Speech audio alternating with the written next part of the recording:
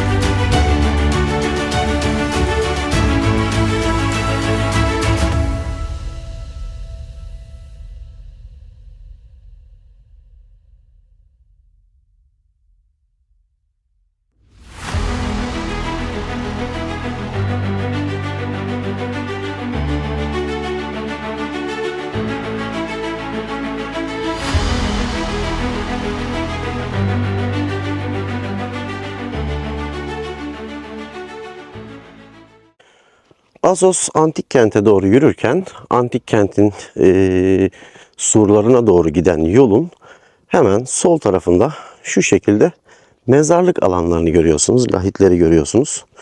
Burada diğer antik şehirlerde gördüğümüzden biraz daha farklı olarak nekropol alanları, yani mezarlık alanları şehrin surlarının içine değil, surların hemen dış kısmına yapılmış. Burada da surların batı çıkışı ve güney çıkışında mezarlık alanları mevcut. Şehir içinde pek lahit görmek mümkün değil. Burası dediğim gibi bir antik Yunan şehri. Klasik dönem ve arkaik dönemde biliyorsunuz ki krematoryum, yani ölü yakma geleneği söz konusu. Cesetler yakılıyor, sonra külleri küplere dolduruluyor. Sonra bu gelenek terk ediliyor. Bunun yerine cesetlerin lahitler içine, tabi bu önemli kişiler için söz konusu, lahitler içine gömülmesi meselesi ortaya çıkıyor. Burada mermer lahitleri görmüyoruz. Mermer lahitler yerine buranın kendi doğal volkanik taşı olan andezit taşı kullanılıyor. Ölüler bu andezit taşından yapılmış lahitlerin içine konuyorlar. Sonraları bu taşın çok değişik bir özelliği keşfediliyor. İçine konan ölü bedeni yaklaşık 40 gün içinde bu taş çürütüyor. Sanki açık havada bırakılmış gibi. Dolayısıyla lahit maliyeti son derece düşüyor. Bir kez kullanılan lahit içindeki ölü çürüdükten sonra yeniden kullanılabilir hale geliyor. O yüzden buradaki lahitlerin üzerinde isimler yazmıyor. Bu taşa Anadolu'nun tarihçisi Strabon sarkopaj, yani ölü yiyen taş adı veriyor. Ve bu taş meşhur oluyor. Normalde Assos antik kentinin, antik limanın en büyük ihracat malzemesi meşe palamuduyken bu taşı da ihraç etmeye başlıyorlar.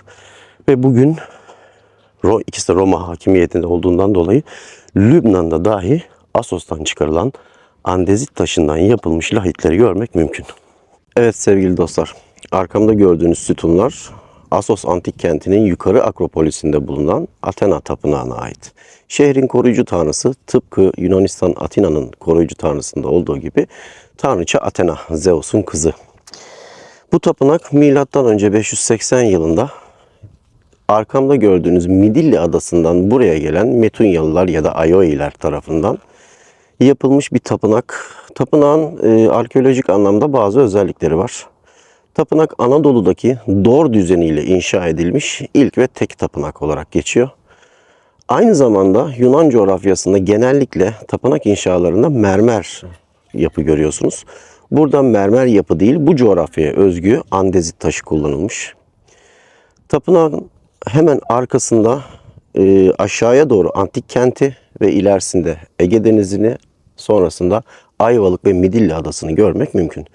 Dediğim gibi bu bölgeye ilk yerleşim Midilli adasından ya da antik dünyadaki adıyla Lesbos adasından gelen Metunyalılar, daha sonra yine Midilli adasından gelen Aioiler tarafından yapılmış. Bu tapınak da onlar tarafından inşa edilmiş. Arkaik dönem bir tapınaktır. Şimdi bu arkaik dönem, Helenistik dönem, klasik dönem ya da Roma dönemi gibi dönemler, yani arkadaşlar hadi biz arkaik dönemi sona erdirelim, yarından itibaren Helenistik dönemi başlatalım gibi bir durumla olmuyor. Tabii her dönemin kendine has özellikleri var ama bunlar keskin çizgilerle birbirinden ayrılmıyor. Mesela biz antik Yunan mimarisinde birkaç tane farklı mimari üslup görüyoruz. İşte Dorik üslup, İyonik üslup ya da Korint üslubu diye. Bu üslupları da elde ettiğimiz, bulduğumuz ya da denk geldiğimiz tarihi eserlerin yapımında kullanılan bazı sanatsal özellikler ya da inşaat teknikleri üzerinden değerlendiriyoruz. Ama bunlarla tıpkı antik dönemin çağları gibi keskin çizgilerle birbirinden ayrılmıyor. Mesela dünya üzerinde tamamen Dorik üslupla inşa edilmiş tek bir tapınak bulamazsınız. Ya da tamamen İyonik şekilde inşa edilmiş tek bir tapınak bulamazsınız. Ama bu mimari üslupları birbirinden ayıran bazı faktörler vardır. Bunlardan en önemlisi sütunlar ve sütun başlarıdır. Şu gördüğünüz sütun başı, bu Athena tapınağında da kullanılan sütun başı bu şekildedir. Buna düz olmasından dolayı Dorik, yani en eski mimari üsluptur. Dorik üsluplu sütunlar deriz. Mesela Dorik üsluplu tapınaklarda sütunların üstündeki ana kirişin üzerinde triglif, yani 3 çizgiden oluşan alanlar ve bu alanların arasındaki bazı boşluklar bulunur. Bu alanlara da metop denir. Bu triglif ve metop, iki triglif alanının arasındaki metop alanında kabartma friz ve heykeller bulunur. Ayrıca tapınağın üçgen alınlık kısmında da kabartma frizler bulunur. Buradaki tapınağın Dorik bir tapınak olduğu belirtilmiş olsa da buradaki trigliflerin arasındaki metop alanlarında kabartma yok. Ama bu triglif ve metoplardan oluşan kirişin hemen altında bir kiriş daha var ve o kiriş tamamen kabartmalarla dolu. Mesela Dorik tapınaklarda üçgen alınlıkta kabartma ve filizler varken buradaki tapınakta kabartma, filizler, üçgen alınlıkta bulunmuyor. Burada dikkatinizi çekmek istediğim bir şey var. Her arkeolojik alanda da karşılaştığımız gibi Osmanlı döneminde genellikle Fransız arkeologlar ya da kaşiflerin bölgeleri keşfetmesi ve bu bölgedeki buluntuları bir kısmını izinli, bir kısmını izinsiz alıp götürmesinden bahsediyoruz. Yani bunun en acı örneklerinden bir tanesi Bergama'dır. Assos'ta da benzer bir durum söz konusu. Bir Fransız arkeolog 1800'lü yıllarda 2. Mahmut döneminde bu bölgede bir takım keşif gezileri yapmış ve bir takım buluntular elde etmiş. Bu buluntuların bir kısmını Sultan II. Mahmut'un izniyle alıp Fransa'ya Louvre Müzesi'ne götürmüş. Ama çok iyi biliyorsunuz ki bu işler öyle bana 5 parça götürmeye izin verdiler. Ben de aldım 5 parçayı götürüyorum şeklinde almıyor. 5 parça için izin alıyorsunuz. 25 parça götürüyorsunuz. Anadolu'nun arkeolojik kıyımı Osmanlı'nın son dönemi maalesef böyle oldu. Dolayısıyla bu tapınağın triglif ve metop alanlarının altındaki kirişteki friz kabartmaların bir kısmı bu Fransız arkeolog tarafından Louvre Müzesi'ne götürüldü. Daha sonra Sultan Abdülhamit döneminde Amerikalı bir arkeolog ekibi buraya geldiler ve Sultan II. Abdülhamit'in izniyle 3 yıl süren bir çalışma yaptılar. Daha doğrusu çalışmanın 3 yıl süreceği aslında belirlenmemişti ama 3. yılın sonunda birdenbire Osmanlı hükümeti ani bir kararla kazıyı sona erdirdi. Bu kazıda ele geçen bulguların da bir kısmı Boston Güzel Sanatlar Akademisi ile Amerika ile İstanbul Arkeoloji Müzesi arasında paylaştırıldı. Bugün alanda friz ya da kabartma diye tabir edebileceğimiz hiçbir şey bulamıyoruz.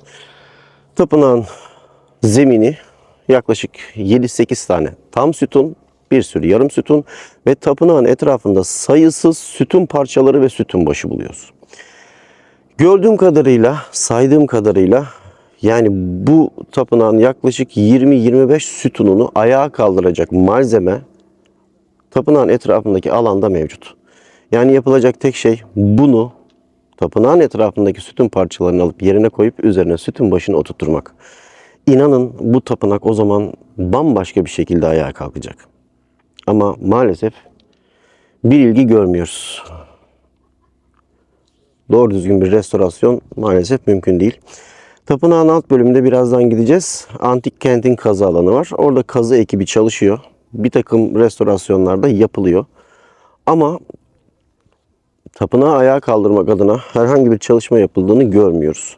Bu tapınağın başka bir özelliği de var. Yani Yunan coğrafyası Roma dönemine geçtiğinde, yani Romalılar bu bölgeleri fethettiklerinde, ele geçirdiklerinde birçok alanda tapınakların yenilendiğini, yapıldığını, yeniden yapıldığını, mermer malzemeyle, hatta biraz daha Roma üslubuyla yapıldığını görüyoruz. Burada böyle bir durum söz konusu değil. Aynı şeyi antik kentte de anlatacağım. Roma burayı ele geçirdikten sonra bu kentte herhangi bir imar çalışması yapmamış. Hadi hep beraber şimdi antik kente geçelim.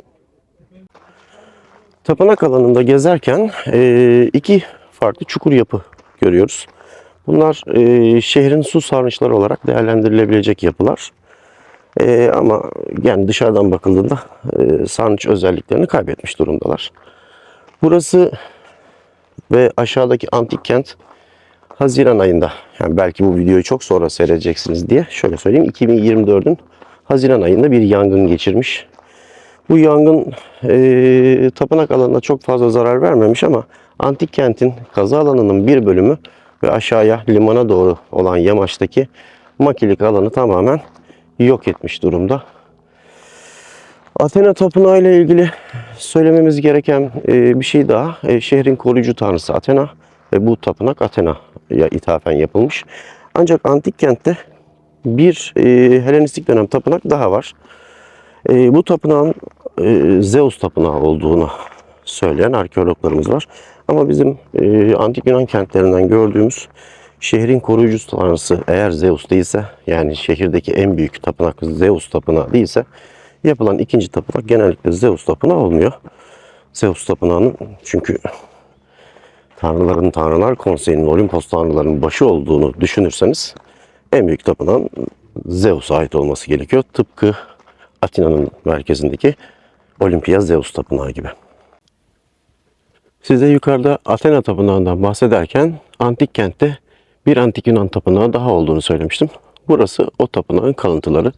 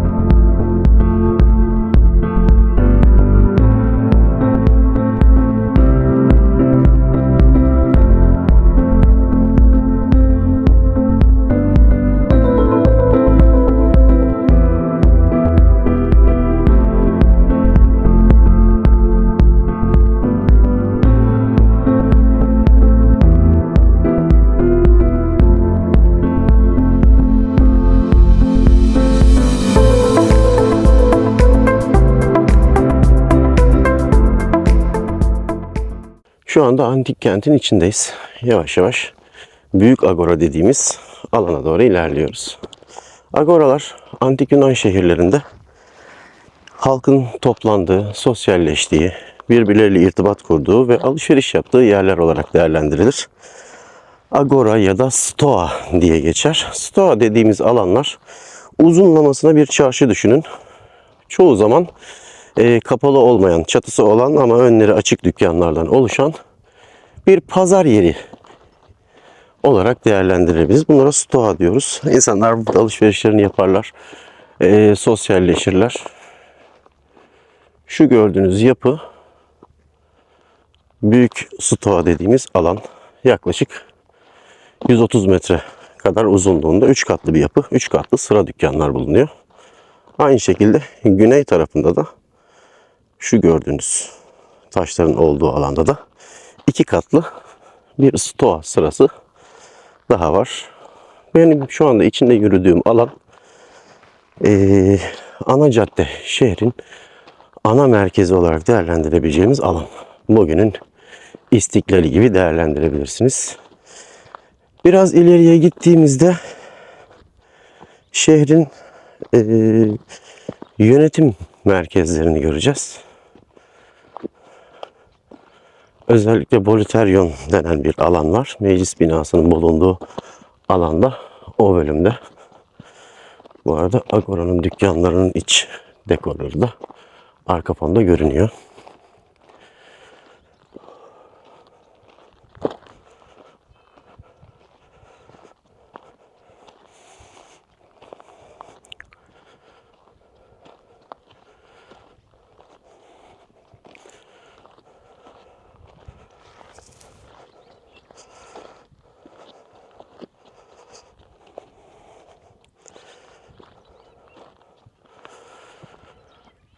Burası Assos Antik Kenti'nin yönetim yeri diyebileceğimiz meclis binasının ve senatonun toplandığı alanlar.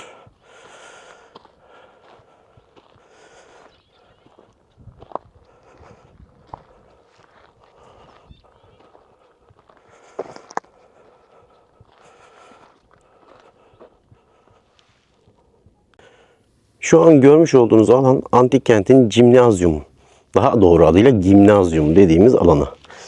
Gimnazyum alanları antik dünyada sporcuların eğitildiği, gladyatörlerin dövüşlere hazırlandığı ya da antik Atina olimpiyatlarına katılacak sporcuların yetiştirdiği alanlar. Ama sadece bunları bir vücut geliştirme ya da askeri eğitim olarak düşünmeyin. Bağımsız bir akademisi olmayan Yunan şehirlerinde bu gimnazyum denen alanlar okul olarak da kullanılır. Daha doğrusu kısacası şehrin eğitim alanı diyebiliriz. Bu arada şu gimnazyum kelimesiyle ilgili biraz etimolojik açıklamada yapmak istiyorum. Biz mesela antik Yunan'daki gamma harfine günümüz dünyasında birçok yerde G yerine J şeklinde okuyoruz. Halbuki orijinali G şeklinde okumaktır. Mesela gimnazyum değil ya da cime gidiyorum değil, doğrusu gimnazyum, gime gidiyorum olmalıdır. Mesela bu konuda bu G harfinin Romalılar döneminden sonra J'ye dönüşmesine kurban verdiğimiz şeylerden bazılarından bahsedelim. Mesela coğrafya kelimesi. Doğrusu geografyadır. Ya da jeoloji, geoloji, jeodezi. Bu tip kelimelerin hepsini aslında G ile okumak gerekir. Bu kıyımdan kurtardığımız birkaç tane kelime var. Bir tanesi dünyanın şekliyle ilgili olan geoid kelimesi. Bir tanesi de geometri kelimesi. Bunları kurtarmışız. Onun dışında birçoğu J'ye dönüşmüş. Şimdi Assos antik kentini Midilli adasından gelen Yunanlıların ya da Yunanlıların atalarının kurduğunu söylemiştik. Midilli adasının hikayesinden de biraz bahsedelim. Midilli adasının antik Yunanca'da da bugünkü Yunanca'da da adı Lesbos. Lesbos adası. Lesbos kelimesi bir çağrışım yapıyor mu?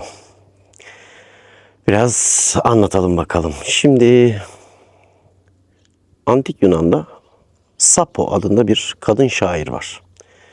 Bu kadın şairin en önemli özelliği birincisi bekar olması, ikincisi antik dünyada kadına karşı olan tutumun artık hoş karşılanmaması, kadına değer verilmemesi ve kadının bir meta olarak görülmesine karşı çıkan bir şair bu. Sappho dediğimiz. Antik Yunan'dan kaçıp Lesbos adasına yani Midilli adasına yerleşiyor. Burada bir okul kuruyor. Tamamen kadınlara eğitim veren bir okul. Kadınların eğitim hayatından dışlanmasına tepki olarak kurulmuş bir okul. Daha sonra bu Sappho isimli şairimizin lezbiyen eğilimleri olduğu ortaya çıkıyor. Özellikle aşk temalı şiirlerinde kadınlara olan aşkı ve cinselliği de dile getirdiği görülünce tarihin ilk lezbiyeni olarak değerlendirilir. Aynı zamanda kadınsal hareketin neredeyse antik temellerini attığını düşünürseniz feminizmin de kurucusu sayılır. Burada linç yemeyelim, sakın kimse yanlış anlamasın, efendim feministler lezbiyendir gibi bir tutum içerisinde değilim ya da lezbiyenlik kötüdür gibi bir tutum içerisinde de değilim ama işin antik kökeni bu. Bugün İngiliz argosundaki sapik kelimesinin de bu şair Sappho'dan, bugün Türkçe'de kullandığımız sapmak fiilinin yani yoldan çıkmak, yolu değiştirmek, yoldan sapmak şeklinde kullandığımız teriminde bu şair Sappho'dan geldiğini biliyoruz. Aynı şekilde lezbiyen kelimesinin kökü de Lesbos adasında artık gün yüzüne çıkar hale geldiğinden dolayı lezbiyen kelimesinde Lesbos adasından geldiğini açık bir şekilde söyleyebiliriz. Her ne kadar antik Yunan şehirleri demokrasiyle yönetilseler de belli dönemlerde bazı gerek askeri anlamda güçlü olan kişilerin gerekse maddi anlamda güçlü olan kişilerin şehrin ileri geleni olarak öne çıktığını görüyoruz. Mesela Atina'daki Perikles gibi. Burada da Eubolos diye oldukça zengin bir adam var. Şehrin ileri geleni, hatta üstü kapalı yöneticisi konumunda. Eubolos'un kendi çocuğu yok. Bir kölesi var, Hermaias adında. Eubolos kölesi Hermaias'ı Atina'ya, Platon okuluna felsefe öğrenmesi için gönderdiği iddia ediliyor. Yalnız insanın kölesini Atina okuluna, buradan Atina'ya felsefe okumaya hem de Platon okuluna göndermesi çok akıl kârı gelmiyor bana. Bana daha çok evlatlığı gibi geliyor. Çünkü Eubolos öldükten sonra bu zenginlik, mal varlığı Hermaias'a kalacak. Hermaias Atina Akademisi'nde felsefe dersi görürken Platon'un öğrencisi olarak Aristoteles'le tanışır. Tam o dönemde artık Platon'un ölümü yaklaşır, son derece yaşlanır ve yerine akademinin başına geçmek üzere öğrencilerinden birini belirlemek ister. Aristo bu konuda akademinin başına kendisinin geçirileceğini beklerken Platon Aristo'yu seçmez. Aristo buna kızar ve Platon Akademisi'ni terk eder. Bunu fırsat bilen Hermaias, Aristo ile olan arkadaşlığını da kullanarak gel seni Assos'a götüreyim, orada bir felsefe okulu kuralım der ve Aristo ile birlikte 5 arkadaşını alıp Assos'a getirir. Size az önce gösterdiğim gimnazyum alanında ya da gimnazyon alanında Aristoteles tam 4 yıl süreyle ders vermiştir. Aynı şekilde kendisini Assos'a getiren Hermaias'ın kız kardeşiyle de evlenmiştir.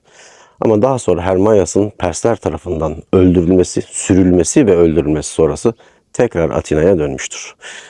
Aristoteles ve 5 arkadaşının dışında buradan Hristiyanlığın, bugünkü bilinen Hristiyanlığın öğretisini oluşturduğu kişi olarak değerlendiren Aziz Pavlos ya da Saint Paul, İncil'deki Pavlus'un mektupları bölümünün sahibi olan Saint Paul bir dönem burada, özellikle Kudüs'ten, Şam'dan Anadolu üzerinden Avrupa'ya geçerken bir dönem Assos'ta konaklamıştır.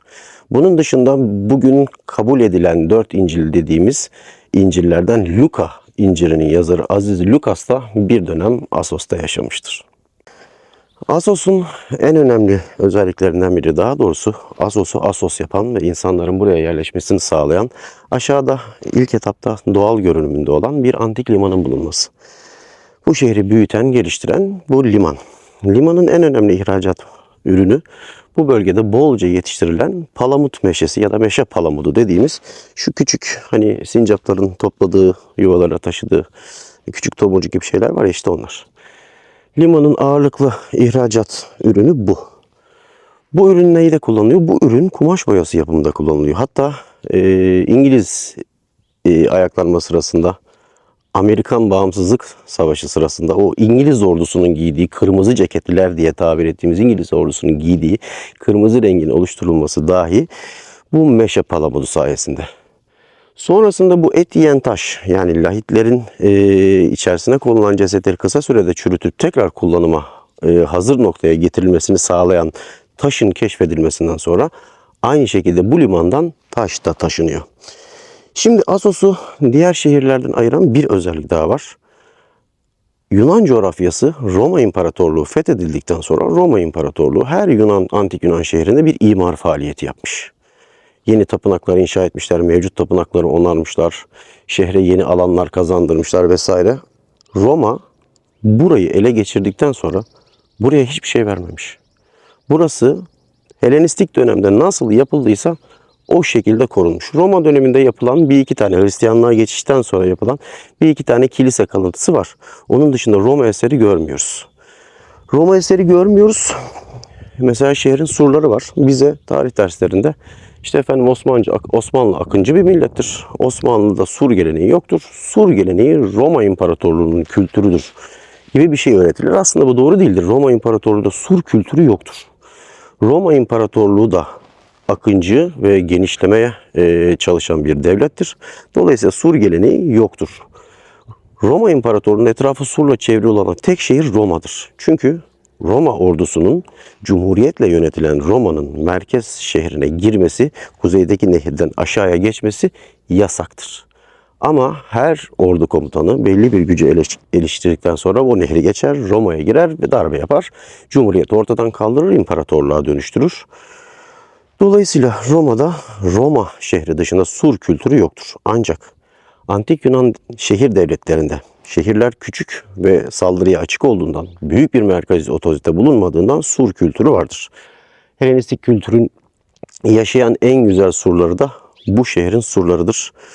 Mermerden değil, andezit taşından yapılmıştır. Yer yer kesme taş yerine poligonal dediğimiz, yani 4-5 köşeli taşların istiflenmesiyle oluşturulan çok güzel görüntüleri vardır. Bugün 2 burç ve 2 sur sırası hala ayakta.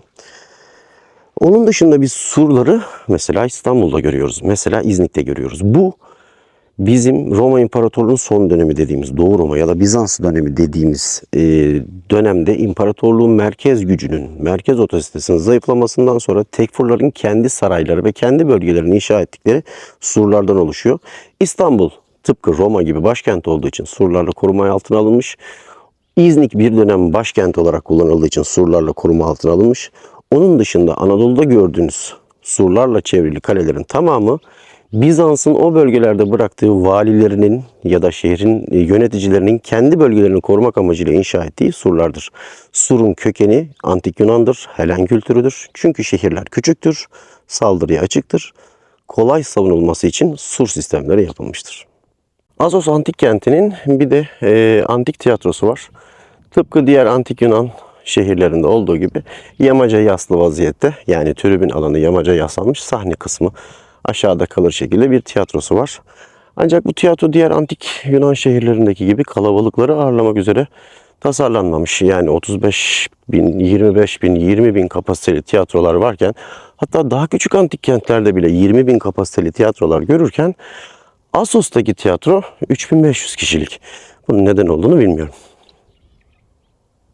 Assos antik kentinin isim kökenine bakarsak, bu bölgelerin antik dönemdeki halkları olan Luvilerin kaynaklarında bu bölgeyle ilgili Assua tabirinin kullanıldığını, yine o antik dönemlerin bu bölgenin halklarından biri olan Leleklerle de Pedasos ifadesinin kullanıldığını görüyoruz. Homeros'un İlyadası'nda geçen Pedasos kentiyle de Assos kentinin eşleştirilmeye çalışıldığını biliyoruz. Bu noktada Assua ismiyle Pedasus isminin birleşmesinden Assos isminin doğduğunu söylemek mümkün. Burası bir dönem Bergama Krallığı'nın hakimiyeti altına giriyor ve Bergama Kralı 2. Attalos'un vasiyetle ülke topraklarını Roma İmparatorluğu'na bağışlaması sonrasında Roma hakimiyetine giriyor. Roma döneminde bu bölgeye Makram adında bir vali atanıyor. Bu valinin adı zaman içerisinde Makram kelimesi söylene söylene Behram'a dönüşüyor. Bugün biz bu bölgeye Behramkale diyoruz.